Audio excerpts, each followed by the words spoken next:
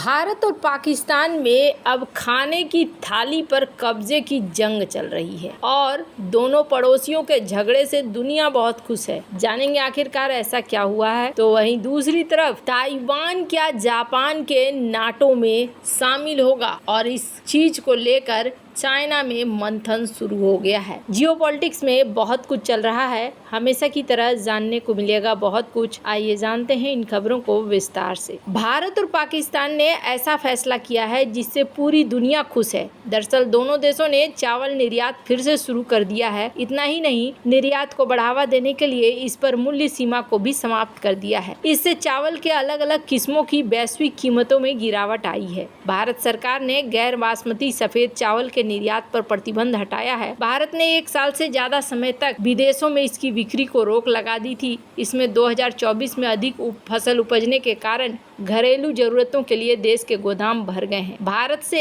एक दिन पहले पाकिस्तान ने चावल की सभी किस्मों के लिए न्यूनतम निर्यात मूल्य वापस लेने की घोषणा की है। पाकिस्तान ने ये उपाय 2023 में लागू किया था। इसमें बासमती चावल के लिए $1300 प्रति मीट्रिक टन और गैर बासमती चावल के लिए $550 निर्धारित किया गया था। विशेषज्ञों का माने तो ये निर्णय पाकिस्तान का भारत द्वारा सितंबर में बासमती चावल के $950 प्रति मीट्रिक टन के EMP को हटाने से प्रभावित था। भारत और पाकिस्तान ही ऐसे देश हैं जो बासमती चावल का उत्पादन करते हैं। इसे इसके अनूठे स्वाद और सुगंध के लिए सुगंधित मोती के रूप में जाना जाता है। 28 सितंबर को जारी एक अधिसूचना में पाकिस्तान के वाणिज्य मंत्री जमाल कमाल खान ने कहा था कि सरकार ने पाकिस्तान के चावल निर्यातक संघ के अनुरोध पर MEP को खत्म करने का काम किया है। खान ने कहा कि पिछले साल वैश्विक चावल की बढ़ती कीमतों और गैर बासमती चावल पर भारत के निर्यात प्रतिबंध के जवाब में न्यूनतम निर्यात मूल्य को लागू किया गया था। भारत के प्रतिबंधों के कारण पाकिस्तान बासमती चावल का एकमात्र निर्यातक बन गया था। इससे उसे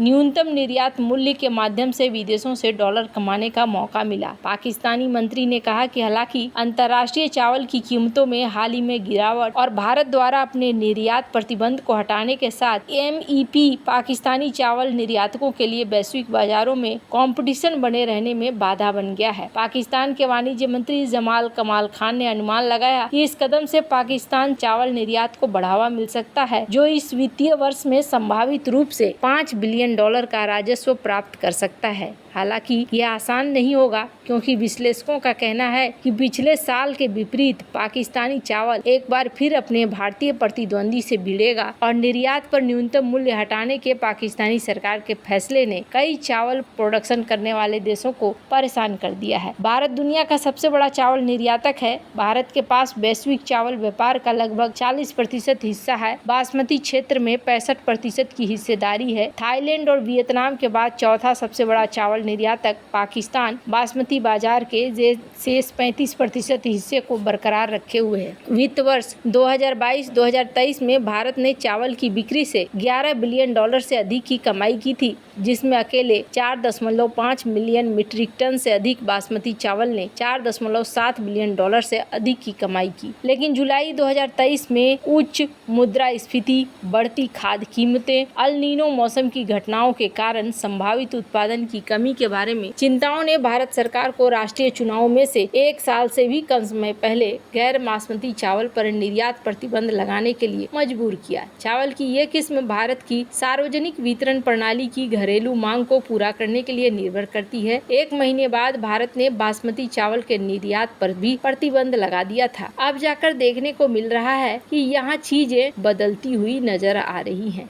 खैर, जहां एक तरफ ये सब कुछ चल रहा है, वहीं ऐसा लगता है जैसे जापान के नए प्रधानमंत्री शिगेरू इशिबा पहले से ही एक्टिव मोड में नजर आ रहे हैं। जापान के नए प्रधानमंत्री शिगेरू इशिबा ने एशिया में नाटो जैसा एक सैन्य गुट बनाने की मांग की थी। इस गुट की चर्चा के बाद माना जा रहा है कि चीन को घेरने की शुरुआत होगी, लेकिन अब इसे लेकर भारत ने अपना रुख साफ कर दिया है। भारत के विदेश मंत्री डॉक्टर एस जयशंकर ने मंगलवार को कहा है कि जापानी PM की ओर से एशियाई नाटो के दृष्टिकोण से भारत सहमत नहीं है। Carnegie Endowment for International Peace कार्यक्रम में बोलते हुए उन्होंने कहा कि जापान के विपरीत भारत कभी भी किसी अन्य देश के साथ संधि सहयोगी नहीं रहा है। जापानी PM के बयान के बारे में पूछे जाने पर उन्होंने कहा कि हमारे दिमाग में उस तरह की रणनीतिक योजना नहीं है। डॉक्टर एस जयशंकर का ये बयान तब और भी महत्वपूर्ण हो जाता है जब जापान और भारत क्वाड का हिस्सा है। उन्होंने आगे कहा कि हमारा एक अलग इतिहास, चीजों को देखने का एक अलग नजरिया है। डॉक्टर एस जयशंकर ने पिछले सप्ताह न्यूयॉर्क में संयुक्त राष्ट्र महासभा में भाषण भी दिया था। मंगलवार को इशिबा ने कहा कि उनका देश दूसरे विश्व युद्ध के बाद सबसे गंभीर सुरक्षा खतरों का सामना कर रहा है। इससे निपटने के लिए वो मित्र देशों के साथ गहरे संबंधों की तलाश करेंगे। उन्होंने एशियाई नाटो बनाने के लिए जापानी सैनिकों को अमेरिका में तैनाती और चीन, रूस और उत्तर कोरिया से बचने के लिए अमेरिका के परमाणु हथियारों का साझा कंट्रोल का भी आह्वान किया। इसे लेकर उनका तर्क है कि वह चीन को एशिया में सैन्य बल के इस्तेमाल से रोकेगा। अमेरिका पहले ही एशियाई नाटो के विचार को खारिज कर चुका है। अमेरिका के राष्ट्रीय सुरक्षा सलाहकार जैक सुलिवन ने पिछले साल कहा था कि अमेरिका इंडो पैसिफिक में नाटो बनाने पर विचार नहीं कर रहा है। इस महीने पूर्वी एशिया और प्रशांत के लिए अमेरिकी सहायक सचिव डेनियल क्रिटनबिल्क ने कहा था कि ऐसे बातें करना बहुत जल्दबाजी होगी, लेकिन यहाँ जापान अपने एक्टिव मोड में दिख रहा है। वहीं ताइवान की तरफ से भी कुछ इसी तरीके के बयान आ रहे हैं। ताइवान के प्रेसिडेंट लाई चिंग-ते ने कहा है कि देखिए, ये इम्पॉसिबल है कि चाइना हमारा मेनलैंड हो। चाइना हमारा मेनलैंड नहीं है, बल्कि हम उसके मेनलैंड है। इसलिए क्योंकि रिपब्लिक ऑफ चाइना पहले था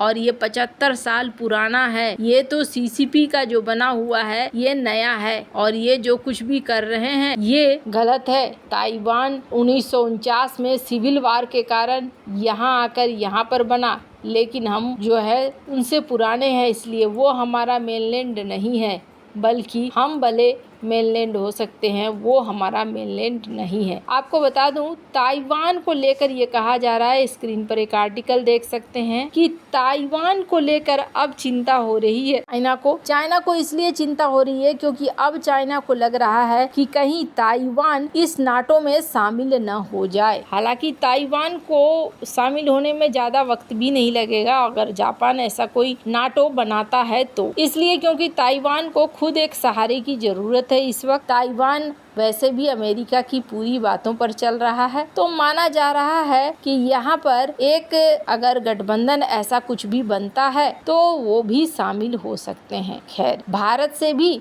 ये बहुत सारी चीजें चाह रहे हैं। हालांकि भारत और ताइवान के बीच में कई तरह के संबंध भी बढ़ रहे हैं, जैसे कि यहाँ पर देख सकते हैं आप, यहाँ भारत और ताइवान के बीच में जो बिजनेस मीटिंग्स हैं वो भी चल रही हैं। ताइवान भारत को लेकर एक आर्ट कार्यक्रम भी कर रहा है जिसमें रामायण की प्रस्तुति की गई है। तो हमारे कल्चर को धीरे धीरे अब देखने को मिल रहा है कि यहाँ पर भी बढ़ावा मिल रहा है। तो ताइवान चाहता है कि भारत के साथ दोस्ती कई लेवल पर बढ़े। वैसे आपको क्या लगता है, इन सब मामले में आपकी क्या राय है? कमेंट कर जरूर बताएं। जल्द मिलते हैं अगले वीडियो में नई खबर के साथ।